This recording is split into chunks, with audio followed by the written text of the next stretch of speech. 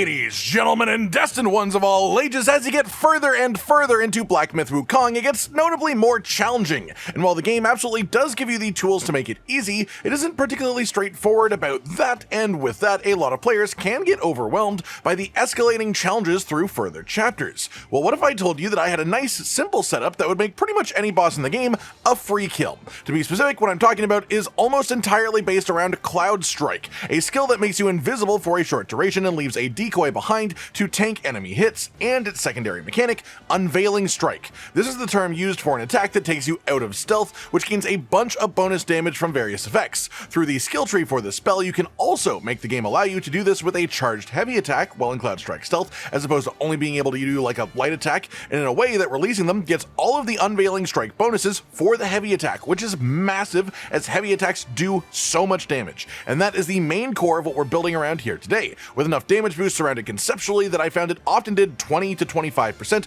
of a boss's health bar in most general use scenarios of Unveiling Strike, with the full risky version of this that I will be talking about as well, as you saw, hitting for nearly 40% of quite a meaty, big health bar boss. The cooldown on Cloud Strike is extremely short, especially with the right boosts around it, and so basically with the setup the entire way you look at boss fights changes. It isn't an endless duel of weapon strikes and parries where you just have to chunk through it one tiny little bit at a time. It isn't trying to perfectly time different abilities, it's use Cloud Strike, maximize your use of Cloud Strike, and then basically just survive and manage for the cooldown in between Cloud Strikes, with any bonus damage that you squeeze in being exactly that, a bonus rather than a requirement. The idea being all important damage comes from a near guaranteed state of safety, being stealth, so it is really just honestly turning bosses into a whole other beast than they otherwise are. It's a whole different experience, and a much easier one too, in my opinion. And hey, if you like singular massive hits as well, but want to be more aggressive with it, you could always adjust this to build up to 4 focus points through regular light attack combo combat,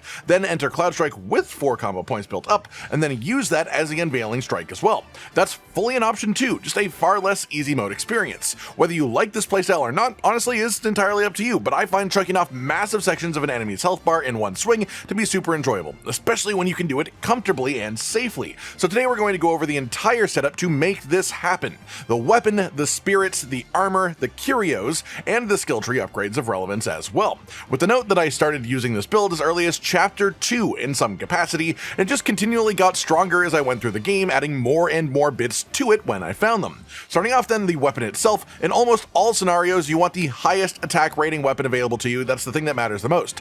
In Chapter 2, you get access to the Cloud Shattering Stone Staff, and this one is a perfect combo for it, giving you bonus damage on Smash Dance heavy attacks, which is our main output, but this quickly loses value to even a 70 or 75 attack staff in general, because it's just that big of a difference in the way the game actually calculates damage. So generally there are specific weapons that can boost this depending on your progression, but because you can't really upgrade the attack rating of a weapon with unique skill, the attack rating itself tends to matter much more than the skill does. Moving on then, we have our spirit of choice for the build, which is the Gore-Eyed Taoist. This comes from the boss of the same name, located just a bit north of the Windseal Gate Shrine in Chapter 2, up a hill from this bridge here with the Spirit Bone on it, and this spirit's passive effect is bonus maximum mana, which means more Cloud Strikes per combat, and that's lovely, but then the active effect puts down a glowing red staff in the ground. This staff persists for a long time with the red glow, and while you are standing within this light, you gain increased attack the longer you stand in it. In other words, if we Cloud Strike to enter stealth from outside the staff's light so that the decoy isn't in it, then we go stand in the light while the boss beats up the decoy elsewhere, you can freely gain the attack buff while preparing your charged heavy attack, making it just a perfect synergy within this setup. The next thing, and the most important thing by a good measure too, is our actual armor set, which actually is a bit of a mix, interestingly enough. The base thing that you'll want when you have it is the Ebongold armor set, which is when you can really start using this properly. This is the reward for the final main boss of Chapter 1, so you actually pretty much are forced to get it, and quite early. The set bonus of this is fine, it gives a damage bonus to both you and the decoy while stealthed in Cloud Step, but the unique effect of the boots specifically is what we want here, because the damage of the black wind surrounding you doesn't really do much, but the actual boots give you a significant damage boost to Unveiling Strike damage if you wait a little bit after casting the spell, but before using the attack, which we do automatically because we're using charged up heavy attacks anyways. The rest of the set is decent enough, but it will be replaced as you get more options, the first of these options that you will unlock likely being the Gale Guard set. This comes as a reward for defeating the Stone Vanguard main boss in Chapter 2, and the main reason that we want this is just the actual 2 set of this is somewhat helpful compared to a lot of the other 2 set bonuses which don't really assist what we're going for here. So we make the chest and the gloves of this for considerable considerable bonus focus gain on perfect dodges when that applies. We keep the Ebon Gold boots on for the unique effect of those. Then we're also going to be using a unique helmet with two main options. The first being the Grey Wolf Mask from Chapter 1. This comes from the Wolf main boss of Chapter 1, you couldn't miss him. The Wolf Mask gives you bonus damage against enemies that are at low health. This won't increase your first or maybe even second Cloud Strike that you use, but it will make the end of the fight faster, and generally speaking, fights tend to get tougher the longer they go, so it's a really solid option. If you want to really lean into the combo that we're doing though, you would instead go with the Snout Mask unique helmet, which is the reward for beating the Boar friendly NPC in Chapter 2. After you give him a Sobering Stone, which you find elsewhere in the level, then you also meet him in the Crouching Tiger Temple, and then you approach him back in his original spot with the Arhat gold piece in your inventory from killing the first Rat Prince in the Valley of Despair. What this does then is raise your attack for a brief duration after drinking from your healing gourd, but it also lowers it if you go too long without drinking from it as well. This is really not great for level clearing where you want to be somewhat conservative with your gourd uses, but it can be fantastic for bosses as long as you don't run out of gourd charges before the boss dies, obviously. And it works really well with our setup as our gourd will be boosting our attacks for a short duration after, and so these things just all stack together extremely well. Speaking of which, next up what I actually want to talk about is gourd boosts. First, to min-max this, you would ideally want the Plague's Bane gourd as your gourd itself. This halves the health recovery that you get from the gourd, which isn't great, but it does give you an attack boost for a short duration after you drink from it. This is definitely dangerous to use. It requires confidence, and it's what I would call an over-the-top step for the average person. But given that our goal is singular, massive attacks, I figured that I should at least present it as an option. I don't use this in most of the footage in this video even, but I do use it for that meaty hit from the very start of the video, for reference of the difference that it makes. To get this for yourself then, it is a reward for a pretty well hidden boss, the Mad Tiger in Chapter 2. For those who haven't done this, you need the Rattle Drum item from killing the Tiger's Acolyte optional boss in Chapter 2, then you need to take that first to the Windseal Gate Shrine. From here, head forwards across the stone bridge, up and around the tower to a wooden bridge. Cross this and then turn left rather than going forwards, and as you come out from under another bridge, you will find the screen changing colors, and an interact prompt will appear if you go far enough too. Press this, interact with it, and some dead will come to life. Defeat them and listen to the dialogue, and then you can move on. The next step then is at the Windrest Hamlet Shrine. Back from here and take a couple of left turns back into this corner of the sort of village area specifically, and the screen will once again start changing and another interact prompt will appear. Repeat the same process again, dead will come up, defeat them, listen to the dialogue, and you can move on again. Then the final step from the Valley of Despair Shrine, you want to head back out the way you enter the area to begin with, and all the way around the back of this sort of village area, the Sandgate Village, is a back area where the Earthwolf optional boss will spawn, and if you keep going to the edge of that boss arena, there is another path over here that leads towards a well. And again, as you approach, the screen will change, an interact prompt will appear, but this time you get a cutscene telling you to go into the well. Do it, and the boss fight will begin. After the boss fight, go to the back left corner of the boss room down here for a chest that holds this gourd for you. As for the drink and the soak that we put in here, the drink is irrelevant to your damage, so use whatever you prefer, honestly, but as for the soak, you will definitely want the Breath of Fire soak once you acquire it for a significant attack boost to Unveiling Strike for a short duration after drinking from your gourd, which is a part of our combo: Drink Gourd, Cloud Strike, Charge Heavy, Unveiling Strike. This triggers this soak, it gets the attack boost from the gourd itself, and it also activates the attack boost from the Snout Mask helmet that we're wearing all in one go. As for how to get this soak, it comes from the Cyan Luang optional boss on Turtle Island in Chapter 3. Then finally for our actual equipment is the Curios, and there's only one genuinely that actually matters for this, at least one that synergizes with this, which is the Auspicious Lantern Curio. This gives you a moderate attack increase after entering Cloud Step, meaning that it affects the Unveiled Strike, but it also lowers your maximum health. The amount that it lowers it is far less problematic than the way that it is worded makes it seem, honestly, but again, because this one is just a risk and reward one, it is used in the intro shot, but not really any of the rest of the boss footage that you'll see, because as much as I love getting the biggest single hit possible, I also understand that most people will want to balance that with comfort, and losing maximum health is definitely not what I would call comfortable long term, though much less painful than the half gourd healing in my personal opinion. That said, to get this one, you need to kill all of the Lantern Guai enemies in the Pagoda realm of Chapter 3. They are only visible during the Chance Beguiled effect when that is happening, which is the saturation effect that happens, and the red eyes showing up on everyone around you, and for the most part, these enemies will just wander around the outer areas the whole way up the pagoda. There are 8 of them that are very obvious, very hard to miss, so I won't really bother pointing them out, and then the 9th one specifically is all the way at the top in a hidden area. Once you reach the cliff ledge on the outer side of the pagoda, you want to walk back across the way that doesn't lead to a shrine, then drop off of the ledge at the back to re-enter a separate area here.